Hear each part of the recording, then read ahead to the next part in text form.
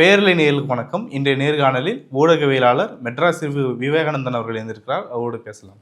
வணக்கம் சார். வணக்கம். வைகோவுடைய புத்தகம் பார்லிமெண்ட்டில் நான் என்ன பேசியிருக்கேன் அப்படிங்கிற பற்றி ஒரு புத்தகம். அது வந்து டெல்லியில் வெளியிடுறதா அவர் வந்து அறிவிச்சிருந்தார்.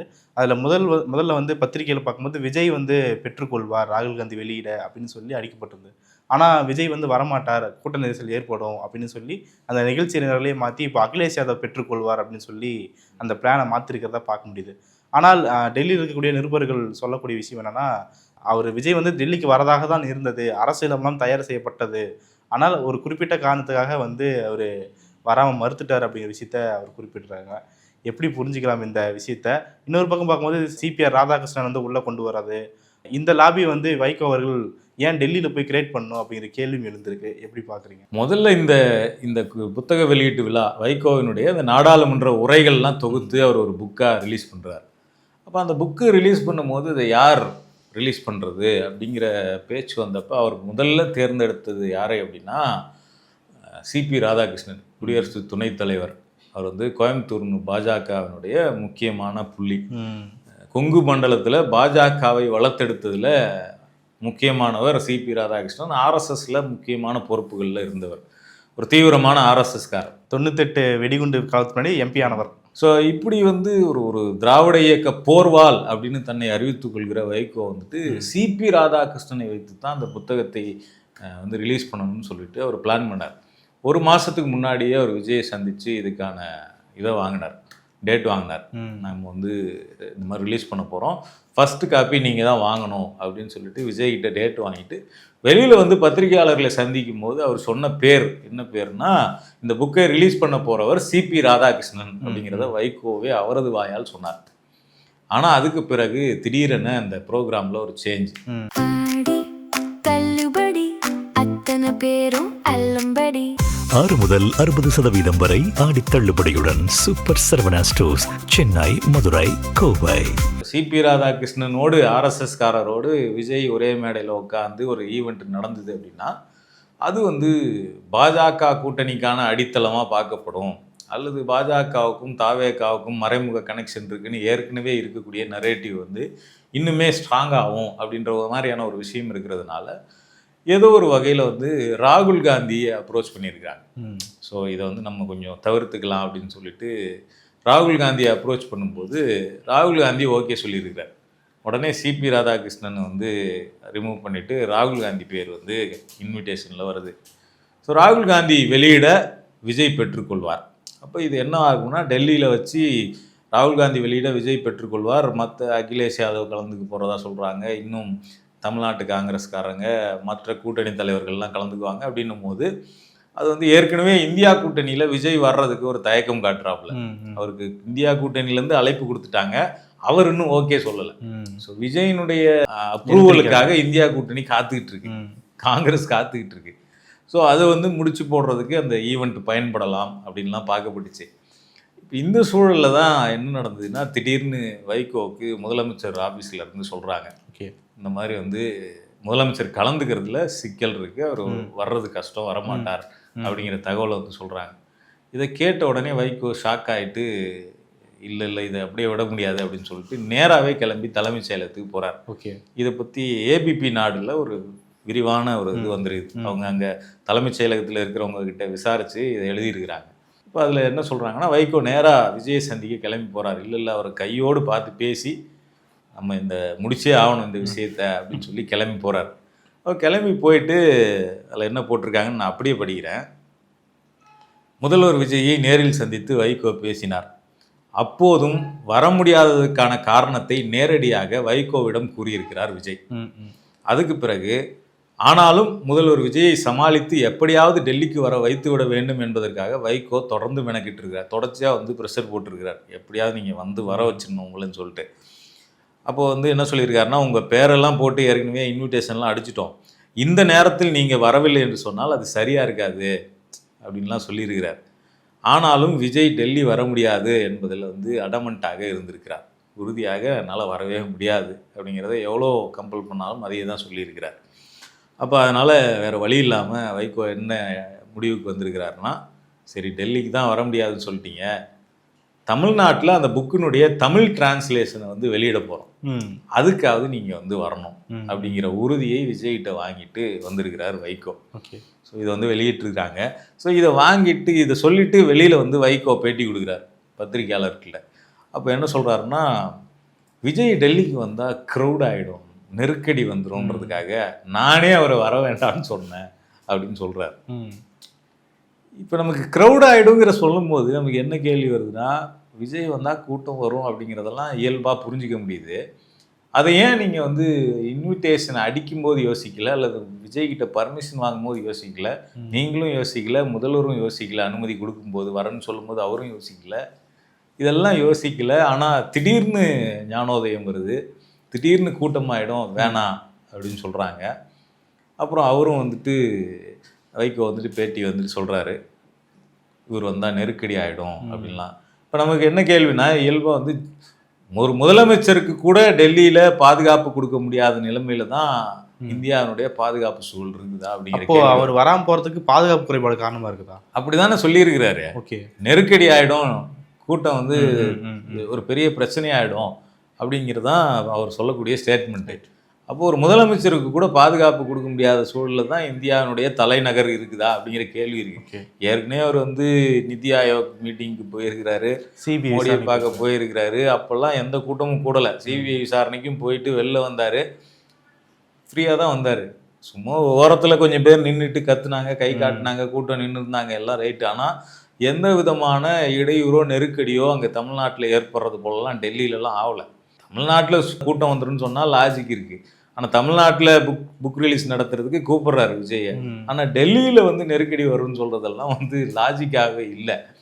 ஸோ அந்த வகையில் தான் வந்து அவர் பேசுனதில் உண்மை இல்லை, அதில் வேறு மாதிரியான வெர்ஷன் இருக்குது. தலைமைச் செயலகத்தில் விசாரிக்கும் போது இதையெல்லாம் சொல்கிறாங்க அப்படிங்கிறத போட்டிருக்காங்க. அதில் குறிப்பாக ஏன் விஜய் வரமாட்டார் அப்படிங்கிறத, வரமாட்டேன்னு சொல்லியிருக்காருங்கிறத சொல்கிறாங்க. முதலில் வருவதாக சொல்லிவிட்டு ஏன் முதல்வர் விஜய் வைகோவின் புத்தக வெளியீட்டுக்கு செல்ல மறுத்து விட்டார் என விசாரித்த போது அதற்கு டெல்லி பாஜக மேலிட அழுத்தம் தான் காரணம் என தலைமைச் செயலகத்தில் தெரிவிக்கிறார்கள். ஓகே. பாஜகவிலிருந்து விஜய்க்கு ஒரு அழுத்தம் கொடுக்கப்பட்டிருக்கு. ஏற்கனவே அவர் காங்கிரஸோட கூட்டணியில் இருக்கிறாரு. அவர் டெல்லியில் வந்து ராகுல் காந்தியோடு மேடையை பகிர்ந்து கொள்ளும் போது அது வந்து இந்தியா கூட்டணிக்கு பலம் சேர்ப்பதாக இருக்குன்னு சொல்லி விஜய்க்கு நேரடியாக டெல்லி பாஜக அழுத்தம் தந்து அந்த அழுத்தத்தினால்தான் அவள் வரமாட்டேன்னு சொல்லியிருக்கிறார் அப்படிங்கிறத சொல்கிறாங்க. மத்திய பாஜக அரசுடன் இணக்கமாக செல்ல முடிவெடுத்துள்ள முதல்வர் விஜய் ராகுல் காந்தி, மல்லிகார்ஜுன கார்கே உள்ளிட்ட காங்கிரஸ் பட்டாளமே பங்கேற்க உள்ள இந்த புத்தக வெளியீட்டு விழாவுக்கு சென்றால் மத்திய அரசிடமிருந்து தமிழ்நாட்டிற்கு கிடைப்பதெல்லாம் கிடைக்காமல் போகும் என வாய்ப்பு இருப்பதாக அங்கிருந்து தகவல்கள் வந்ததாக சொல்லப்படுகிறது. விஜய்னாலே சோர்ஸை வச்சு தான் நம்ம நியூஸே பேச முடியும். ஏன்னா நேரடியாக எந்த தகவலும் அரசாங்கத்திட்டேருந்து வராது. ஸோ அப்படி இருக்கும்போது நமக்கு வந்து என்னென்னா, காங்கிரஸுக்கு 2 அமைச்சர் பதவி கொடுத்துருக்குறாங்க. இது எதையுமே பாஜக அரசாங்கம் ரசிக்கலை. இப்போ ராகுல் காந்தியோட இப்போ நீட் பிரச்சனை இப்போ தான் முடிஞ்சிருக்கு. டெல்லியில் அங்கே ஒரு பெரிய போராட்டம் நடந்திருக்குது.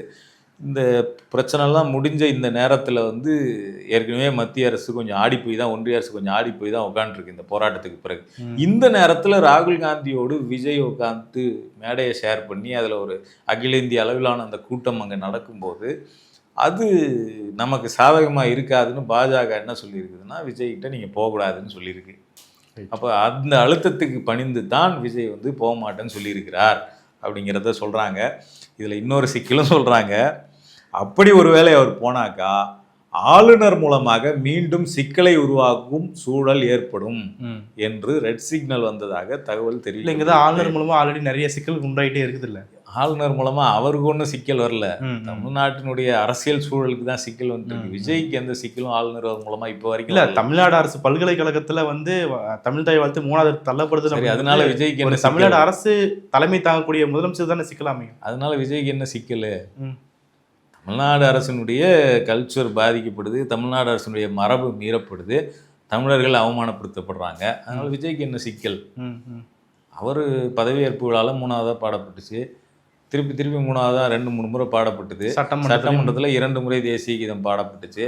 இதெல்லாம் அவங்க சமாளித்து தானே போயிட்டுருக்காங்க. இதனால் ஒன்றும் சிக்கல் விஜய்க்கு என்ன தனிப்பட்ட முறையில் என்ன சிக்கல்? அவர் ஸ்கோர் தானே பண்ணுறாரு, ஒரு அறிக்கை விட்டு அவர் நான் தமிழ்நாட்டுக்காக எதனால விட மாட்டேன்னு சொல்லிட்டு அவருக்கு ஆளுநர் எந்த சிக்கலையும் இப்போ வரைக்கும் கொடுக்கல. ஆளுநர் ஊரே படிக்காமல் போனாரா? படிச்சுட்டு தான் போனார். அவர் வந்து பாராட்டினார். எப்போதும் இல்லாத அளவுக்கு தேசிய கீதம் 2 முறையாக பாடப்பட்டிருக்கிறது அப்படின்னு சொல்லிட்டுலாம். ஆனால் என்னன்னா ஆளுநர் ஒரு செக் பேலன்ஸ் வச்சுக்கிட்டே இருக்கிறார் விஜயை பொறுத்த வரைக்கும். என்ன ஏற்கனவே வந்து அவர்கிட்ட இது வரைக்கும் 3 கம்ப்ளைண்ட் போயிருக்கு.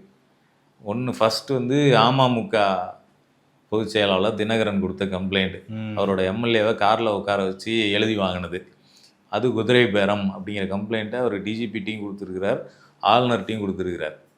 ஸோ இது இல்லாமல் அதிமுக அவங்களுடைய எம்எல்ஏக்களை குதிரை பேரம் செய்து தாவேகா பக்கம் இழுத்திருக்கிறார்கள், என்னென்னலாம் டீல் பேசினாங்க அப்படிங்கிறத அவங்களும் கம்ப்ளைண்ட்டாக கொடுத்துருக்குறாங்க. திமுகவின் எம்எல்ஏக்களையும் தாவேகா அரசு குதிரை பேரத்துக்காக அழைத்திருக்கிறது. அதுக்கு பேரம் பேசப்பட்ட விவரங்களெல்லாம் நாங்கள் இணைச்சி ஆளுநர்கிட்ட லஞ்ச ஒழிப்புத்துறைகிட்ட புகார் கொடுத்துருக்குறோன்னு சொல்லி ஆர்எஸ் பாரதி சொல்லியிருக்கிறாங்க. இந்த எல்லா ஃபைல்ஸுமே ஆளுநரோட டேபிளில் எப்போ வேணால் திறந்து பார்க்கலாம்னு ரெடியாக தான் இருக்குது. ஸோ அதை திறந்து பார்க்காம அப்படியே சேஃபாக வச்சுருக்கிறாங்க. ஸோ இது ஒரு நாங்கள் மத்திய அரசோடு இணக்கமாக போக விரும்புகிறோம் அப்படின்னு விஜய் பேசுறது இருக்குல்ல, ஆளுநரும் நானும் வந்து ஒரே புரிதலில் போயிட்டுருக்கோம். தமிழ்நாடு முதலமைச்சரும் ஆளுநரும் ஒரே புரிதலில் போயிட்டுருக்காங்கன்னு உயர்கல்வித்துறை அமைச்சர் விஸ்வநாதன் சொல்கிறார். இப்போ இப்படியெல்லாம் சொல்ல வேண்டிய கட்டாயம் அவங்களுக்கு ஏன் வருதுன்னா, ஆளுநரோட டேபிளில் விஜய் பற்றின ஃபைல்ஸ் இருக்குது. தாவேகாவினுடைய குதிரை பேர ஃபைல்ஸ் அப்படிங்கிறது ஆளுநரோட டேபிளில் இருக்குது. இப்போ கூட பார்த்தோம்னா ஒரே ஒரு எம்எல்ஏவுக்கு பேரம் பேசினார்கள்னு ஒரு புகார் கொடுக்கப்பட்டதுக்கே திமுகவில் எத்தனை பேரை திமுக தரப்புலேருந்து கைது பண்ணுறாங்க, செந்தில் பாலாஜிக்கு எவ்வளோ ப்ரெஷர் கொடுக்குறாங்கலாம் நம்ம பார்த்துட்டு இருக்கோம். அப்படியே விஜயினுடைய ஃபைல்ஸ் ஓப்பன் பண்ணப்பட்டுச்சுன்னா இது தாவேகாவுக்கு நடக்கும். அப்போ இதெல்லாம் பார்த்துட்டு தான் அவர் வந்துட்டு இல்லை நம்ம டெல்லி பாஜகவை பகைத்து கொள்ளக்கூடாது, ஏற்கனவே கரூர் வழக்கினுடைய அந்த சிபிஐ விசாரணை இன்னும் பெண்டிங்கில் தான் இருக்குது, குழந்தைகளை வைத்து வாக்கு கேட்டார் விஜய் அப்படிங்கிற வழக்கு இன்னும் சுப்ரீம் கோர்ட்டில் பெண்டிங்கில் தான் இருக்குது, ஹைகோர்ட்லேயும் அது சம்மந்தமான வழக்கு நடந்துக்கிட்டு இருக்கு. அப்போ இது எல்லாமே விஜய்க்கு இருக்கக்கூடிய கழுத்தின் மேல் தலைக்கு மேல் தொங்கக்கூடிய கத்தி தான். ஆனால் இந்த ஆபத்தை உள் வச்சு அவர் வந்து புத்தக வெளியீடு விழாவில் கலந்துக்கல அப்படிங்கிறது வந்து ஒரு சிறிய ஒரு பிரச்சனையாக தானே வெளிப்படுது. அதுதான் சொல்கிறேன், நீங்கள் அது உங்களுக்கு சிறிய பிரச்சனை. அவர் இந்தியா அலையன்ஸுக்கு வரமாட்டேன்னு சொல்லியிருக்கிறாருல்ல, ஏன் வரல? இந்தியா அலையன்ஸில் கலந்துக்கிறதுனால யாருக்கு பாதிப்பு? விஜய்க்கு இந்தியா அலையன்ஸில் கலந்துக்கிறதுனால ஏதாவது பிரச்சனை இருக்கா? இல்லை. ஏன் அந்த கூட்டத்தில் கலந்துக்கல? இப்போ வரைக்கும் இந்தியா அலையன்ஸில் நாங்கள் ஒரு பார்ட்டுன்னு அவர் சொல்கிறதுக்கு ஏன் தயங்குகிறார், சொல்ல மறுக்கிறார்? சொன்னால் அவங்களுக்கு தான் அட்வான்டேஜ். காங்கிரஸோட கூட்டணி இருக்குது, கம்யூனிஸ்டுகள் இருக்கிறாங்க, விடுதலை சிறுத்தைகள் இருக்கிறாங்க, ஐயுஎம்எல் இருக்கிறாங்க, இவங்க எல்லாமே இந்தியா அலையன்ஸ்லையும் இருக்கிறாங்க. அப்போ இந்த தமிழ்நாடு அளவில் இந்த கூட்டணியில் நான் இருக்கிறேன்னு சொல்லக்கூடிய விஜய்க்கு, கூட்டணி வச்சுட்டோன்னு மீட்டிங் போடக்கூடிய விஜய்க்கு ஏன் இந்தியா கூட்டணியில் இருக்கிறேன்னு சொல்ல மாட்டேங்கிறாரு? அங்கே தான் அந்த பிரச்சனையே இருக்குது. நீ என்ன பாலிடிக்ஸ்னாலும் நீங்கள் தமிழ்நாட்டில் தான் பண்ணணும், இங்கே டெல்லியில் வரைக்கும்லாம் வரக்கூடாதுங்கிறது தான் பாஜகவினுடைய உத்தரவு. ரைட். இப்போ டெல்லி அளவுக்கான ஒரு அரசியலில் இப்போ இந்த புத்தக வெளியீட்டு விழாவில் ராகுல் காந்தி வெளியிட விஜய் பெற்றுக்கொண்டு அகிலேஷ் யாதவ் அந்த மேடையில் இருந்து இதெல்லாம் இருந்தாங்கன்னா அது இந்தியா கூட்டணியின் நிகழ்ச்சியாக மாறும். சிபி ராதாகிருஷ்ணனை ஏற்கனவே அவாய்ட் பண்ணியிருக்கிறாங்க. இப்போ இதெல்லாம் பார்த்துட்டு தான் பாஜகவினுடைய அழுத்தத்துக்கு அடிபணிஞ்சு இவர் வந்து வரமாட்டேன்னு சொல்லியிருக்கிறார். அதை வெளிப்படையாக சொன்னால் விஜய்க்கு பேர் கெட்டுடுன்னு சொல்லிட்டு விஜய்க்கு கேடயமாக மாறி இருக்கக்கூடிய வைகோ தன்மேல் அந்த கணைகளை எல்லாம் சுமந்துக்கிட்டு விஜய் வந்தால் கூட்டம் நெருக்கடி ஆகிடும் அப்படிங்கிறதுனால அவர் வர வேண்டாம்னு நானே போய் அவர்கிட்ட கேட்டுக்கிட்டேன்னு சொல்லி அவர் கணைகளை தன்னுடைய மார்பில் வாங்கியிருக்கிறார். இதுதான் நம்ம சொல்ல வேண்டியிருக்கு இதில். ரைட். இது வந்து ஏபிபி நாட்டில் மட்டும் இல்லை, விகடனில் இன்னைக்கு கழுகார்லேயும் வந்திருக்கு. இப்போ வந்திருக்கக்கூடிய சமீபத்திய இஷ்யூவில் என்ன போட்டிருக்காங்கன்னா, கடைசி நேரத்தில் டெல்லி பயணத்தை ரத்து செய்திருக்கிறார் விஜய். ராகுல் காந்தியுடன் ஒரே மேடையில் அமர்ந்து பாஜக மேலிடத்தை சீண்ட விரும்பாததால் தான் முதல்வர் செல்லவில்லை என்கிறார்கள் விவரம் அறிந்தவர்கள் அப்படின்னு சொல்லி வைகோவினுடைய பிளான் காலி ஆயிடுச்சு அப்படின்னு கழுகாரில் இந்த விஷயத்தை போட்டிருக்கிறாங்க. ரைட். ஸோ இது வந்து ஊரறிந்த ரகசியமாக மாறிக்கிட்டு இருக்கு வைகோ சொன்ன அந்த விஷயம் அப்படிங்கிறது. ஸோ இன்னைக்கு வரைக்கும் விஜய் வந்து அவருடைய வாயில பாஜக அப்படிங்கிற பேர் வரமாட்டேங்குது, அவருடைய அமைச்சர்கள் வாயிலிருந்து பாஜகன்னு வரமாட்டேங்குது. ஒரு நீட்டு போராட்டம் நடக்குது, அதை முடித்து வைக்கிறதுக்காக ராஜ்மோகன் போறார் பாலன் இல்லத்துக்கு, அது வரைக்கும் அவர் போல. தர்மேந்திர பிரதான் ரிசைன் பண்ணிட்டாரு அப்படின்ற செய்தி வருது. வந்த உடனே வேக வேகமாக கிளம்பி போகிறார். எதுக்குன்னா தர்மேந்திர பிரதானே ரிசைன் செய் அப்படின்னு நடக்கக்கூடிய போராட்டத்துக்கு ஆதரவு அளிக்கிறது. ஏன்னா போராட்டமே முடிஞ்சிருச்சுப்பா, நான் ஆதரவு அளிக்க வந்திருக்கேன். இல்லை, பேன் நீட்ன்ற விஷயத்தை நாங்கள் ஏற்றுக்கிறோம், இனிமேல் போராட்டம் தான் நான் ஆதரிப்புன்னு அவர் சொல்லியிருக்காரு. எப்போ பண்ணுவீங்கிறது தானே கேள்வி. இப்போ அதில் நிறைய ஸ்கோப் இருக்குது, அதுக்கு நான் பின்னாடி வரேன். இப்போ இந்த மாதிரி அந்த போராட்டத்தில் அவர் பேசும்போது கூட டெல்லி வந்து யாரையும் அசைத்து பார்க்க முடியாத டெல்லியவே நீங்கள் தலைவணந்து வைக்க விட்டீர்கள் அப்படிங்கிறாரு. டெல்லி தலைவணங்குச்சுன்னா யார் தலைவணங்கினாங்க? தர்மேந்திர பிரதான்கிற பேர் அவர் வாயில் வரல, அதுதான் அந்த போராட்டத்தினுடைய கோரிக்கை, அது அவர் வாயில் வரல. பாஜகவை எதிர்த்து அந்த போராட்டம் நடக்குது, பாஜகங்கிறதும் அவரோட வாயில் வரல. பொதுவாக டெல்லி அப்படின்னு சொல்லிட்டு போகிறாரு. அப்போ ஏன் அந்த ஒரு வார்த்தையை சொல்கிறதுக்கு ஏன் இவ்வளோ பயம் உங்களுக்கு? கொள்கை எதிரின்னு நீங்கள் அறிவிச்சிங்களா இல்லையா உங்கள் மாநாட்டில்? அப்போ அந்த வார்த்தையை சொல்கிறதுக்கு ஏன் அவ்வளோ பயப்படுறீங்க அப்படிங்கிற இடத்துல இருந்து தான் இந்த இந்த புத்தக வெளியீட்டு விழாவில் கலந்துக்கிறதையும் நம்ம ரத்து பண்ணதையும் பார்க்க முடியுது. புத்தக வெளியீட்டு விழா தானே, இதில் என்ன நடந்துற போகுது அப்படின்னு நீங்கள் கேட்டிங்கன்னா, எல்லோருக்குமான தலைவர் அம்பேத்கர் அப்படிங்கிற அந்த புத்தக வெளியீட்டு விழாவில் இருந்து தான் விஜயினுடைய அரசியல் பயணமே தொடங்குச்சு. அந்த விகடன் வெளியிட்ட அந்த புத்தக வெளியீட்டு விழா, ஆதவ அர்ஜுனா அப்படிங்கிற ஒருத்தர் வந்து தாவேகாவில் இணைந்தது அப்படிங்கிறதே அந்த புத்தக வெளியீட்டு விழாவில் வைத்து நடந்த நிகழ்வு. அதில் திருமாவளவன் அவர்களை வர வச்சு விஜயும் திருமாவளவனும் ஒன்றாக இருக்கிறார்கள், இவங்க 2 பேரும் கூட்டணி வைக்க போகிறாங்க அப்படிங்கிற நரேட்டிவை செட் பண்ணுறதுக்கு அந்த புத்தக வெளியீட்டு விழா ஏற்பாடு செய்யப்பட்டது. அதனால் நான் அந்த விழாவை புறக்கணித்தேன்னு சொன்னவர் யாருன்னா திருமாவளவன் அவர்கள் தான். ஸோ புத்தக வெளியீட்டு விழா அப்படிங்கிறத வந்து நம்ம சரி விழா தானே, இதில் கலந்துக்கிறதுனால என்ன அப்படிங்கிற அப்ரோச்லேருந்து அதை பார்க்க முடியாது. அப்போ அதே மாதிரி தான் இங்கே தமிழ்நாட்டில் ஒரு புத்தக வெளியீட்டு விழா எப்படி விஜய்க்கான அந்த அணியை உருவாக்குவதற்கான ஒரு வாய்ப்பாக உருவாக்கப்பட்டுச்சோ, அதே மாதிரி டெல்லியில் இந்த புத்தக வெளியீட்டு விழா அப்படிங்கிறது இந்தியா கூட்டணியில் விஜயினுடைய ரோலை ஃபிக்ஸ் பண்ணுறதுக்கான ஒரு விஷயமா பார்க்கப்பட்டுச்சு. அதை வந்து பாஜக உடைத்திருக்கிறது. இந்த ப்ரெஷர் இருக்கிறதுனால பற்றி பாஜக பற்றி பேச தயங்குகிறார்கள், வார்த்தையை கூட வெளிப்படுத்தவில்லை அப்படிங்கிற விஷயத்த குறிப்பிட்றீங்க. ஆனால் இதையே 5 வருஷத்தில் அவங்க வந்து மெயின்டைன் பண்ணிட முடியுமா அப்படிங்கிற கேள்வி இருக்கு. தான் நினைக்கிறாங்க. நாடாளுமன்றத்தில் வந்து திமுக எம்பிகள் வந்து தன்னிச்சையாகவே மேகதாது விஷயத்தையும் நீட்டு விஷயத்தையும் பற்றி பேசிட்டு இருக்காங்க. நேற்று கூட தயாநிதி மாறன் வந்து அனிதா விஷயத்தை எடுத்துகிட்டு போய் நீட்டை ரத்து பண்ணுங்க அப்படிங்கிற விஷயத்த அழுத்தமாக பதிவு பண்ணுறாரு. எமோஷ்னலாகவும் சில பேர் பதிவு பண்ணியிருந்தா பார்க்க முடிஞ்சுது. அப்போது இவங்க ஒரு பக்கம் இவங்க பேச பேச விஜய் பேச வேண்டும் அப்படிங்கிற ஒரு அழுத்தம் அவங்க மேலே இயல்பாகவே ஏற்படுது இல்லையா? அதை அவங்க 5 வருஷமும் சஸ்டைன் பண்ணிட்டு போவாங்கன்னு பார்க்குறீங்களா? அவர் எந்த அழுத்தத்துக்கு இது வரைக்கும் அடிபணிஞ்சிருக்கிறாருன்னு நீங்கள் நினைக்கிறீங்க? கரூர் விஷயத்துக்கு அவர் வந்து வெளியில் வந்து பேசணும் அப்படின்லாம் பெரிய அழுத்தங்கள்லாம் இங்கே இருந்தது.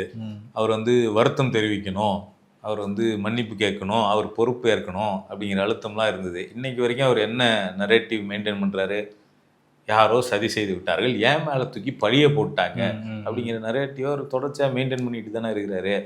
அவர் வந்து எனக்கு தெரிஞ்ச அவர் 2023 கட்சி ஆரம்பித்த அவர் 2024 நாடாளுமன்ற தேர்தலில் புறக்கணித்தார். நீங்கள் புறக்கணிக்கிறதுங்கிறது வேற. அவர் வந்து தேர்தலில் கட்சியே ஆரம்பிக்காததுக்கு முன்னாடிலாம் கூட ஒரு சில நிலைப்பாடுகளை அவர் வந்து மறைமுகமாக சொல்லியிருந்தார். இப்போது 2011 சட்டமன்ற தேர்தல் நினைக்கிறேன். அப்போ ஒரு வகையில் அவங்க அதிமுகவுக்கு விஜயனுடைய ஆட்கள்லாம் ஆதரவாக வேலை பார்த்தாங்க. அப்படி வந்து கட்சி ஆரம்பிக்கிறதுக்கு முன்னாடியே வந்து அவர் வந்து தேர்தல் வேலைகளுக்கு தேர்தல் ஆதரவு நிலைப்பாடுகள்லாம் எடுத்திருக்கிறார். ஆனால் கட்சி ஆரம்பித்த பிறகு 2024 தேர்தலில் அவர் வந்து புறக்கணிப்புங்கிறது நிற்காமல் மட்டும் புறக்கணிக்கல, யாருக்கு வாக்களிக்கணும் வாக்களிக்க கூடாதுங்கிற இன்ஸ்ட்ரக்ஷனை கூட அவர் சொல்லலை. ஸோ நீங்கள் யாரை ஒன்றா செலக்ட் பண்ணீங்க, எனக்கு அதில் பிரச்சனை இல்லை, நான் கட்சி நடத்துறதுக்கும் இந்த தேர்தலுக்கும் சம்மந்தம் இல்லைங்கிற மாதிரி தான் அவர் நடந்துக்கிட்டார். ஏன்னா 2024 தேர்தலில் கலந்துக்கிட்டா மோடியையும் பாஜகவையும் எதிர்த்து பேச வேண்டிய கட்டாயம் வரும். அதனாலேயே அவர் அந்த தேர்தலை புறக்கணித்தார். சட்டமன்ற தேர்தலில் நேரடியாக சந்தித்து அவருடைய நான் கொள்கை எதிரியை பற்றி பேச மாட்டேன், அரசியல் எதிரியை மட்டும்தான் பேசுவேன் அப்படிங்கிறது தான் அவருடைய நிலைப்பாடு. அப்போ புறக்கணிச்சிட்டாரு. 2029 தேர்தலில் அப்போ பாஜக அரசு எடுத்து பேசி தானே ஆகணும். அந்த தேர்தலில் அவர் என்ன நிலைப்பாடை எடுக்க போகிறார் அப்படிங்கிறது தான் இப்போ இடியாப்ப சிக்கலாக இருக்குது. அவர் இந்தியா கூட்டணியில் வர தயங்குறது அப்படிங்கிறது இருக்குல்ல, அதுவே ஒரு பிரச்சனைக்குரிய விஷயம். ஏன் அப்படின்னா இந்தியா கூட்டணி அப்படிங்கிறது அது உருவாக்கப்பட்டதனுடைய பேஸ் அடித்தளமே வந்து பாஜக எதிர்ப்பு தான். அந்த பாஜக எதிர்ப்பு அப்படிங்கிறத இந்தியா கூட்டணியிலேருந்து மைனஸ் பண்ணிட்டீங்கன்னா அந்த கூட்டணி ஒரு பொருந்தாத கூட்டணி, அது கூட்டணியாகவே இருக்காது. ஏன்னா அந்த கூட்டணியில் இருக்கக்கூடிய யாருக்குமே இன்னொருத்தவங்களோட ஒத்து போவாது. காங்கிரஸோட திரிணாமுல் காங்கிரஸுக்கு ஒத்து போகாது, காங்கிரஸோட ஆம் ஆத்மிக்கு ஒத்து போகாது, காங்கிரஸோட இன்னும் பல கட்சிகளுக்கு ஒத்து போகாது. அப்போ இவங்கெல்லாம் ஒரு கூட்டணியாக இணைய வேண்டிய தேவை அவசியம் ஏன் வந்தது அப்படின்னா, நம்ம தனித்தனியாக நின்னா பாஜகவை வீழ்த்த முடியாது, பாஜகவை எதிர்க்க முடியாது. அப்போ நம்ம பாஜகவை எதிர்ப்பதற்கு ஒரு கூட்டணி தேவை அப்படின்னு சொல்லி தான் இந்தியா கூட்டணியை உருவாக்கப்பட்டுச்சு. அப்போ அந்த கூட்டணியில் இணைய சொல்லி தாவேக்காவை கூப்பிடுறாங்க.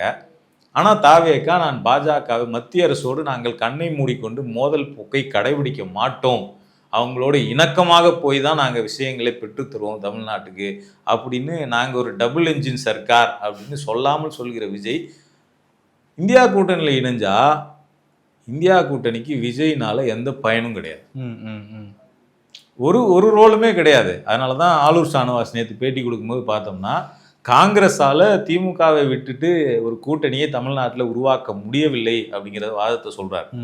ஏன்னா பாஜகவை எதிர்க்காத விஜயை இந்தியா கூட்டணியில் வைத்திருப்பதால் இந்தியா கூட்டணிக்கு என்ன பயன் இருக்கு? ஒண்ணுமே கிடையாது. எல்லாரும் சேர்ந்து பாஜகவை வீழ்த்தணும், பாஜக நம்மள மேல அடக்குமுறை வந்துச்சுன்னா எல்லாரும் சேர்ந்து குரல் கொடுக்கணும் அப்படிங்கிறது தான் அந்த கூட்டணியினுடைய ஒரு ப்ராசஸ் தான். ஆனா அதுல பாஜகவை எதிர்க்க மாட்டேங்கிற இவரை உள்ள வச்சுட்டு அந்த கூட்டணினால இவருக்கும் பயன் கிடையாது, இவரால் அந்த கூட்டணிக்கும் பயன் கிடையாது. அப்போ அந்த சூழலில் தான் இன்னைக்கு வந்து இந்த 2029 அவர் என்ன நிலைப்பாடை எடுக்க போகிறாருங்கிறதுல ஏகப்பட்ட குழப்பம் இருக்கு. இந்த நீட் எதிர்ப்பு போராட்டத்திலே பார்த்தோம்னா மாணவர்கள் தாக்கப்பட்டாங்க, கரப்பான்பூச்சி ஜனதா கட்சியினுடைய இளைஞர்கள் தாக்கப்பட்டாங்க. இதை பற்றி விஜய் வாய் திறந்தாரான்னு கேட்டோம்னா இல்லை. ராகுல் கைதை கண்டித்து, ராகுல் காந்தி கைதை கண்டித்து மட்டும்தான் அவர் வந்து பேசியிருந்தார். மோதல் போக்குன்னு சொன்னார். ஆமாம், இது வந்து தவிர்க்கப்பட்டிருக்கணும் மோதல் போக்கு, மாணவர்களுக்கும் காவல்துறைக்கும் நடந்த மோதல் தவிர்க்கப்பட்டிருக்கணுங்கிறது தான் அவரோட ஸ்டாண்டாக இருந்தது. அப்போ இப்போ வரைக்கும் நீட்டை ஒழிக்கணும் அப்படின்னு சொல்கிறாரு, மாநில பட்டியலுக்கு கல்வியை கொண்டு வரணும்னு சொல்கிறாரு. சரி, எப்படி கொண்டு வர போறீங்க அப்படின்னா அதுக்கு பதில் கிடையாது. ஏதாவது ஒரு நடவடிக்கை, ஒரு விஷன் உங்களுக்கு இருக்கணும்ல. நீட்டை ஒழிக்கணும் தான் எங்கள் கொள்கை, ஆனால் எப்படி பண்ணுறதுன்னு நாங்கள் சொல்ல மாட்டோம். ஸ்டேட் லிஸ்ட்டு கொண்டு வரது முன்னாடி ஸ்பெஷல் கன்கரண்ட் லிஸ்ட் உருவாக்கி நாங்கள் கொண்டு வந்தாங்க, அதுக்கு வழிமுறை என்னன்னு தெரியல. எல்லாம் ரைட், யார் கொண்டு வர முடியும்? ஸ்பெஷல் கன்கரண்ட் லிஸ்ட்டை யார் உருவாக்க முடியும்? அப்போ நீங்கள் அதை எப்படி பண்ண போகிறீங்க? இப்போ இன்றைக்கி கூட தமிழ்நாட்டில் நீங்கள் நீட்டை ஒழிக்கணும்னு போராட்டம் நடந்துக்கிட்டு இருக்கு. அந்த போராட்டத்தை அடக்குமுறை செய்து ஒடுக்குறது விஜய் அரசாங்கம் தான். இதில் வந்து அவருக்கு என்ன ரோல் இருக்குது அப்படின்னா, நீங்கள் வந்து எப்பவும் நடக்காத விவாதம் இன்னைக்கு இந்தியா முழுக்க நீட்டை பற்றி நடக்குது. கண்டிப்பாக. அப்போ இந்த நேரத்தில் ஒரு முதலமைச்சராக விஜய் என்ன பண்ண வேண்டி இருக்குதுன்னா, அவர் வந்து ஒரு அனைத்து கட்சி கூட்டத்தை தமிழ்நாட்டில் கூட்டி இந்த டிமாண்ட் வந்து தமிழ்நாட்டின் ஒட்டுமொத்த டிமாண்ட் அப்படிங்கிற ஒரு இதை கிரியேட் பண்ணியிருக்கணும். இந்த மாதிரி கடந்த காலங்கள்லாம் பண்ணப்பட்டுச்சு. அன்னைக்கெல்லாம் இந்தியா முழுக்க நீட்டை பற்றின விவாதம் கிடையாது, தமிழ்நாட்டில் மட்டும்தான் நடந்துச்சு. இன்னைக்கு இந்தியா முழுக்க நடக்குது. அப்போ இன்னைக்கு அவர் ஒரு அரசாங்கத்தின் தலைமையில் அனைத்து கட்சி கூட்டத்தை கூட்டி இது தமிழ்நாட்டின் கோரிக்கை அப்படிங்கிறத வலுவாக எடுத்துகிட்டு போய் டெல்லியில் வச்சிருக்கணும். இன்னொன்று, தமிழ்நாடு மாதிரியே நீட்டை விரும்பாத, ஒழிக்க நினைக்கிற மற்ற மாநிலங்களை சேர்ந்தவங்களை ஒன்றிணைச்சிருக்கணும். இப்போ டீலிமிட்டேஷன் போன ஆட்சியில் வந்தது. அப்போ என்ன பண்ணாங்கன்னா, டிஎம்கே கவர்மெண்ட்லேருந்து கிட்டத்தட்ட 7 மாநிலங்களுடைய சிஎம்ஐ தமிழ்நாட்டுக்கு வர வச்சாங்க. எதிர்கட்சிகள் இன்க்ளூடிங் எதிர்கட்சிகளையும் சேர்த்து சிஎம்ஐ இல்லாதவங்களுக்கு கூட வர வச்சாங்க. பஞ்சாப் முதலமைச்சர், கேரளா முதலமைச்சர், கர்நாடக முதலமைச்சர், தெலுங்கானா முதலமைச்சர், இப்படி பலரும் வந்துட்டு எல்லாரும் ஒன்றா சேர்ந்து கூட்டம் போட்டு ஃபேர் டீலிமிட்டேஷன் அப்படிங்கிற மீட்டிங்கை போட்டு, டீலிமிட்டேஷன் கூடாது அப்படிங்கிறது தமிழ்நாடு சிங்கிள் மாநிலமாக கேட்கல, இத்தனை மாநிலங்கள் சேர்ந்து சொல்கிறோம் ஃபேர் டீலிமிட்டேஷன் தான் வேணும், நீ சொல்கிற டீலிமிட்டேஷன் எங்களுக்கு வேண்டியது இல்லை அப்படிங்கிறது இத்தனை மாநிலங்கள் கூட்டாக சேர்ந்து சொல்கிறோங்கிறத வச்சு ஒரு செக்கை வந்து ஒன்றிய அரசுக்கு வச்சாங்க. அப்போ அந்த மாதிரியான நடவடிக்கைகளை நீங்கள் பண்ணிட்டு நாங்கள் வந்து சொல்லை விட செயல்தான் எங்களுக்கு பெருசுன்னு சொன்னீங்கன்னா பரவாயில்ல. ஆனால் வெறும் சொல்லு மட்டும்தான் இருக்குது. நீட்டை ஒழிக்கணும் அப்படிங்கிறது தான் எங்களோட கோரிக்கை. சரி, எப்படி என்ன பண்ண போகிறீங்க? போன ஆட்சியில் நீட்டுக்கு எதிராக ஒரு மசோதாவை நிறைவேற்றி அனுப்புனாங்க, அது குடியரசுத் தலைவர்கிட்ட போச்சு. சரி, நீங்கள் என்ன பண்ண போகிறீங்க இப்போ நீட்டை ஒழிக்கிறதுக்கு? அப்போது தமிழ்நாட்டுடைய பார்வையை வெளிப்படுத்த வேண்டிய தமிழ்நாடு அரசு, அந்த ஒட்டுமொத்த திரட்சியை செய்ய வேண்டிய தமிழ்நாடு அரசு அமைதியாக இருக்கும்போது திமுக எம்பிக்கள் தன்னிச்சையாக இப்ப தயாநிதிமாறன் பேசுறாருன்னா அப்ப அது வந்து இன்வாலிடா மாறுதா? தமிழ்நாடு அரசு அமைதியா இருந்ததுன்னு சொல்றதே ஒரு பொய்யுங்க. ம். தமிழ்நாடு அரசு ஒடுக்கியது போராட்டங்களை. இது எந்த ஆட்சியிலையாவது இது வரைக்கும் தமிழ்நாட்டுல காலேஜுக்குள்ள போய் மாணவர்களை அரெஸ்ட் பண்ணி பார்த்திருக்கீங்களா? காலேஜுக்கு உள்ளே போயிட்டு கழுத்தை பிடிச்சி மாணவர்களை இழுத்துட்டு வர்றது, கிளாஸ் ரூம் வரைக்கும் போய் அரெஸ்ட் பண்ணுறது, மாணவர்கள் போராட்டம் பண்ணிடுவாங்க அப்படின்னு சொல்லி ப்ரிவென்டிவ் அரெஸ்ட் பண்ணுறது, இதெல்லாம் தமிழ்நாட்டில் நடந்ததே கிடையாது. இதெல்லாம் ஒரு கட்டத்தில் பொறுக்க முடியாமல் தான் வந்து பார்த்தோம்னா சண்முகம் வந்து தாவேகாவுக்கும் விஜய்க்கும் ஆதரவாகத்தான் பேசிட்டு இருந்தார், சிபிஎம் மாநில செயலாளர். அவரே ஒரு கட்டத்தில் பொறுக்க முடியாமல் தான் வந்து கடுமையான எதிர்ப்பு வந்து பதிவு பண்ணிட்டாரு. அவர் லிஸ்ட் போட்டிருக்கிறார். ஒரு 6-7 டிஸ்ட்ரிக்டில் வந்து காலேஜுக்குள்ளே பூந்து மாணவர்களை தாக்கி இருக்கிறாங்க, விரட்டி இருக்கிறாங்க, கைது பண்ணியிருக்கிறாங்க. மாணவர்கள் நிறைய பேருக்கு கை முறிவு நடந்திருக்கு, எலும்புகள் முறிஞ்சு ஹாஸ்பிட்டலில் அட்மிட் பண்ணியிருக்கிறாங்க. இதெல்லாமே நடந்திருக்கு.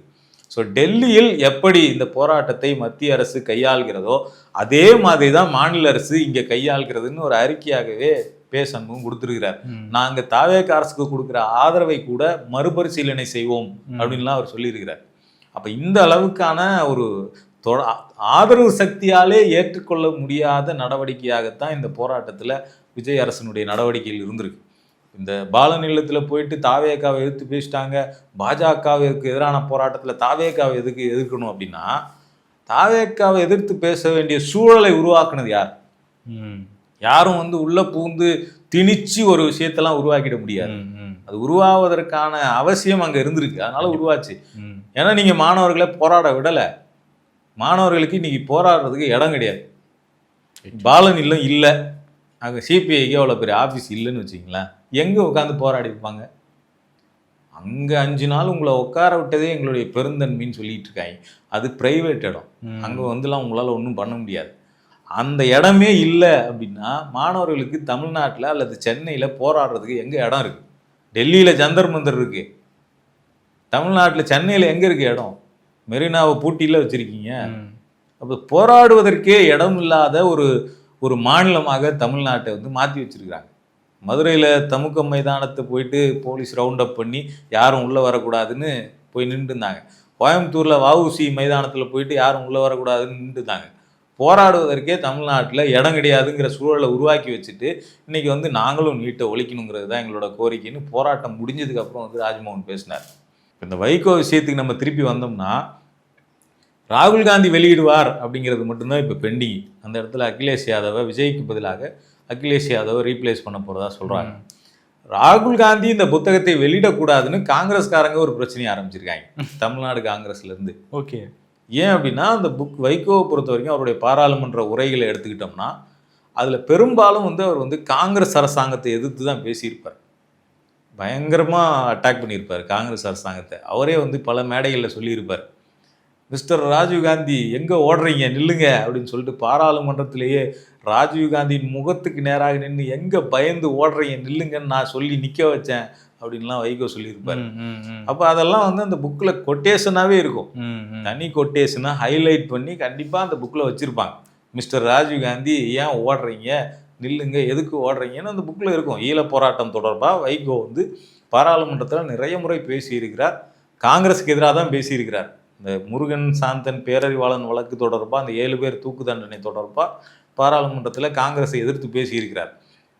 பல விஷயங்களில் ஒன்றிய அரசாக இருந்த காங்கிரஸை எதிர்த்து தான் அவர் வந்து பேசியிருக்கிறார். ஏன்னா அவர் பாஜகவோடு கொஞ்சம் நெருங்கிய உறவில் இருந்தவர் தான் வைகோ. வைகோ இங்கே மாநாடு நடத்துனாருன்னா வாஜ்பாயிலேருந்து அத்வானிலேருந்து பல பாஜக தலைவர்கள் வந்து வைகோவினுடைய மாநாட்டில் கலந்துக்குவாங்க. ஸோ அவர் பெரும்பாலும் அவருடைய பாராளுமன்ற உரையில் பேசினதெல்லாம் காங்கிரஸ் அரசை எதிர்த்து தான். மிஸ்டர் ராஜீவ்காந்தி எங்கே ஓடுறீங்க அப்படின்னு கொட்டேஷன் போட்ட புக்கை ராகுல் காந்தி எப்படி ரிலீஸ் பண்ண முடியும் அப்படின்னு தமிழ்நாட்டு காங்கிரஸ்காரங்க வந்து ராகுல் காந்திக்கு ப்ரெஷர் கொடுக்க ஆரம்பிச்சிருக்காங்க. இல்லை இந்த இதை வந்து நீங்கள் வந்து அவாய்ட் பண்ணணும்னு சொல்லி. இதில் இன்றைக்கி தமிழ்நாட்டினுடைய காங்கிரஸ் தலைவராக இருக்கக்கூடிய காங்கிரஸ் கமிட்டி தலைவராக இருக்கக்கூடிய மாணிக் தாகூர், இவர் வந்து 2009 வைகோவை தோக்கடித்தவர். அன்றைக்கி ஈழப் போராட்டத்துக்காக காங்கிரஸை கருவறுக்கணும்னு சொல்லி வைகோ தமிழ்நாடு முழுக்க பிரச்சாரம் பண்ணார். ஆனால் வைகோவை தோற்கடித்தவர் இன்னைக்கு காங்கிரஸ் தமிழ்நாடு காங்கிரஸ் கமிட்டியினுடைய மாநில தலைவர். இப்போ வைகோவை தேர்தலில் தோக்கடிச்ச மாணிக் தாகூர் காங்கிரஸ்காரங்களாம் சேர்ந்துக்கிட்டு இன்றைக்கி ராகுல் காந்தியும் இந்த விழாவில் கலந்துக்க கூடாதுங்கிற ப்ரெஷரை போடுறாங்க.